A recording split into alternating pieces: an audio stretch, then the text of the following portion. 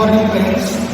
I am Praveen Gowda, working as a lecturer in Electrical Engineering Department of Sri Siddheshwar Women's Polytechnic Solapur since last 6 years. Today we are going to conduct the practical session on speed control of 3-phase induction motor using rotor resistance starter. Today we are going to discuss the speed control techniques of slip ring induction motor using the rotor resistance starter. The circuit diagram for which is shown in the block diagram. Okay. Before going to conduct the practical session, we will discuss the theoretical background related to the speed control techniques of slip ring induction motor. Already we know that there are different techniques for speed control of induction motor.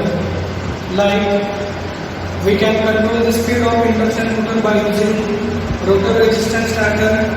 We can control the speed by using auto transformer.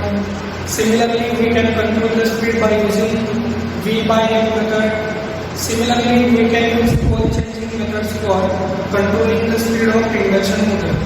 So, through this practical, we are going to discuss rotor resistance starter method of speed control of slip ring induction motor. As we already know that this rotor resistance starter method is applicable to only slip ring induction motor. This starter method is not suitable for squirrel cage induction motor. Okay. So let us have a look over the circuit diagram. Before that, I would like to express the course outcomes as well as practical outcomes of this practical.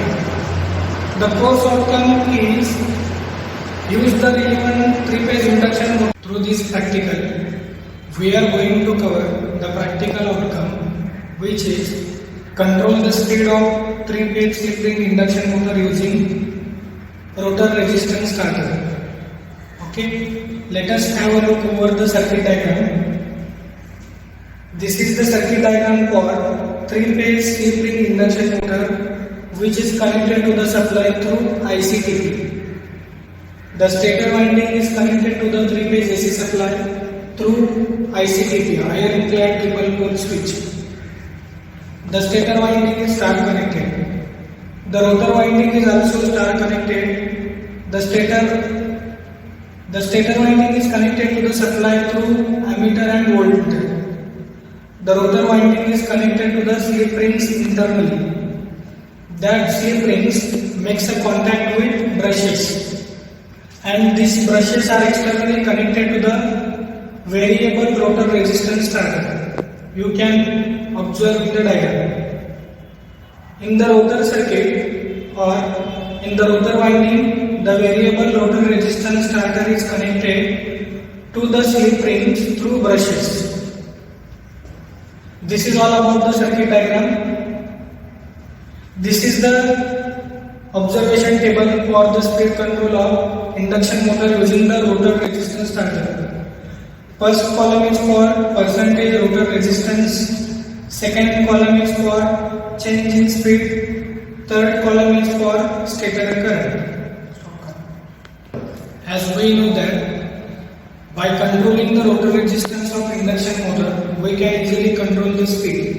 The relationship between the rotor resistance R2 and speed is inverse. आता आपण 3-phase slip ring induction मोटरचे connections as per the circuit diagram करणार आहे. हे 3 HP चं 3-phase slip ring induction motor आहे. त्याचं name प्लेटवरती details दिलेलं आहे.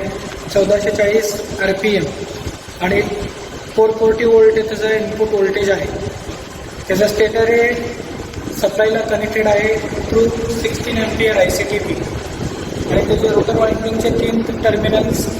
The stator winding 3 terminals are connected to the 3-phase AC supply through ICTP. Its rotor winding remaining 3 terminals are to be connected to the rotor resistance starter. This is the tachometer through which we are going to measure the speed. This is the clamp-on meter for measurement of stator current, and this is the multimeter for measurement of input voltage. and this is the rotor resistance starter which we are going to connect in the rotor circuit. आता आपण 3 phase मोटरचा आपण rotor resistance स्टार्टरला connection करणार आहे. Already त्याचा stator सप्लायला connected आहे to ICTP. Rotor वाइंडिंगचे 3 terminals आपण रोटर रेजिस्टन्सला स्टार्टरला आता कनेक्ट करू. हे रोटर वाइंडिंगचे 3 टर्मिनल्स आहेत जे आता आपण रोटर रेजिस्टन्स स्टार्टरला कनेक्ट करत आहे. हे रोटर रेजिस्टन्स स्टार्टर म्हणजे 3 फेज व्हेरिएबल रेजिस्टन्स आहे. त्याचे 3 टर्मिनल्स आहेत. त्या 3 टर्मिनल्सला रोटर वाइंडिंगचे 3 टर्मिनल्स आपण डायरेक्टली कनेक्ट करणार आहे.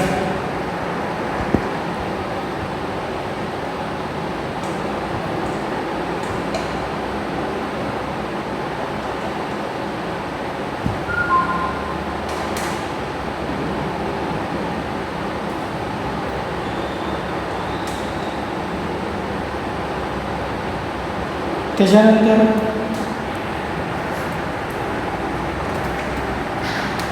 हे आहे क्लॅम्पॉन मीटर. आपल्याला याच्या थ्रू स्टेटरचं करंट, स्टेटर वाइंडिंगचं करंट मेजरमेंट करायचं आहे. त्यामुळे स्टेटर वाइंडिंगच्या एका टर्मिनलमध्ये मी प्लेस करणार आहे. By using this tachometer we can measure the speed and by multimeter we can measure the voltage. As per the circuit diagram, we already connected the machines to the variable rotor resistance starter with ammeter, with tachometer and with multimeter. So now I am going to switch on the supply.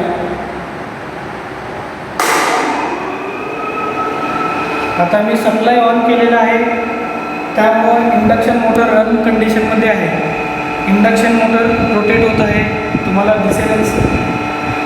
आणि इतर क्लॅम्पॉन मीटरमध्ये stator winding current आपल्याला initially दिसत आहे. आता आपण actually machine चालू कंडिशनमध्ये आपल्याला रिडिंग घ्यायचं आहे.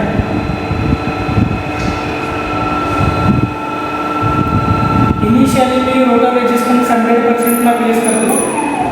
100%ला प्लेस केलं की तुम्ही ऑब्झर्व करू शकता मशीनचा स्पीड 0 आहे. सो ॲट 100% रोटर रेजिस्टन्स मशीनचा स्पीड 0 आहे आणि स्टेटर वाइंडिंग करंट तुम्हाला इथं क्लॅम्पॉन मीटरमध्ये दिसेलच 1.2 एम्पियर. त्याच्यानंतर आता मी सेकंड रीडिंग घेतो. मी रोटर रेजिस्टन्स आता पर्सेंटेजमध्ये डिक्रीज करत आहे.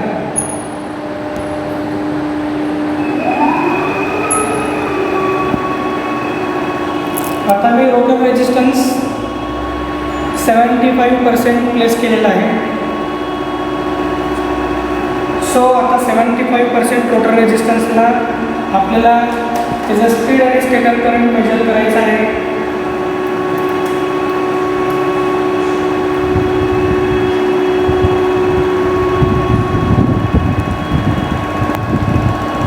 सो आता स्पीड दाखवत आहे 920.7 RPM आणि स्टेटर करंट आहे सेमच 1.2 एम्पियर अप्रॉक्सिमेटली.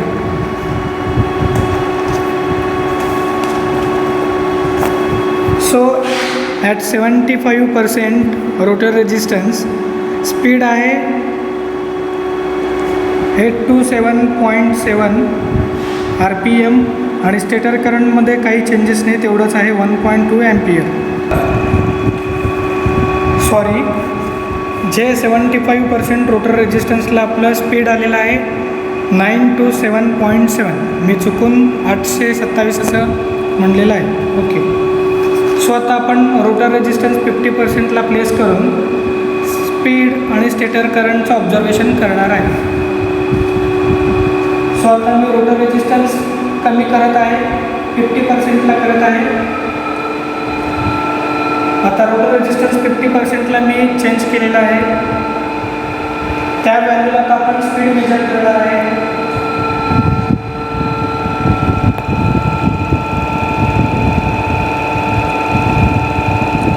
सो आता स्पीड आहे 1125 RPM. जसं जसं आपण रोटर रेजिस्टन्स कमी कमी करत जातो तसं तसं आपला स्पीड वाढत जातो. आता एक मिनिट. आता 50% रोटर रेजिस्टन्सला तुम्ही स्पीड ऑब्झर्व करू शकता.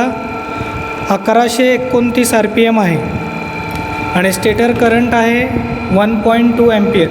म्हणजे स्टेटर करंटमध्ये काही व्हेरिएशन्स नाही. सो 50% रोटर रेजिस्टन्सला आपलं स्पीड आलेलं आहे 1127 RPM आणि करंटमध्ये चेंजेस नाही, तेवढंच आहे 1.2 एम्पियर. तसंच आता मी फायनली रोटर रेजिस्टन्स 25%ला डिक्रीज करणार आहे. तुम्ही ऑब्झर्व करू शकता जसं जसं मी रोटर रेजिस्टन्स पर्सेंटेजमध्ये डिक्रीज करत चाललो तसं तसं मशीनचं स्पीड वाढत चाललेलं आहे. सो आता रोटर रेजिस्टन्स आहे 25%. त्या व्हॅल्यूला आपल्याला आता स्पीड मेजर करावं लागेल.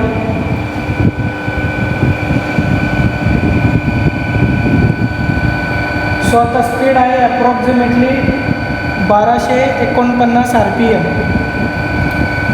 आणि स्टेटर करंट परत तेवढंच आहे 1.2 एम्पियर. सो मी रीडिंग्स ऑब्झर्वेशन टेबलमध्ये नोट करत आहे. At 25% of rotor resistance speed आहे 25% रोटर रेजिस्टन्सला स्पीड आहे 1249 RPM आणि करंट आपलं परत तेवढंच आहे 1.2 एम्पियर. सो आता मी फायनली रोटर रेजिस्टन्स 0%ला डिक्रीज करत आहे.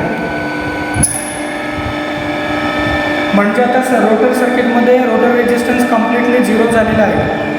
सो मशीन्स आपलं रेटेड स्पीडला रोटेट करेल. सो आता आपण स्पीड बघतच आहे.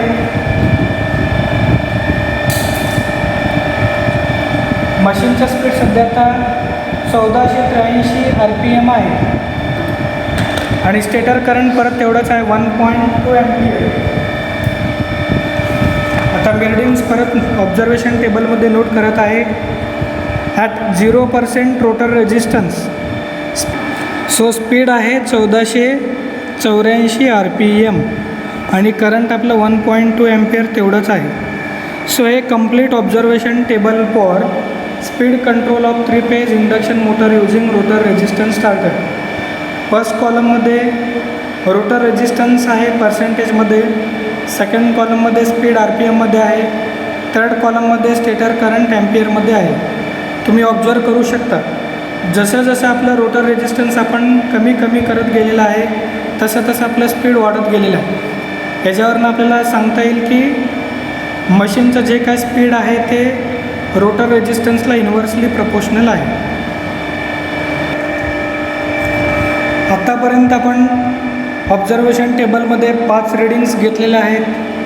त्याच्यानंतर आता आपलं मशीन ऑलरेडी रनिंग कंडिशनमध्ये आहे.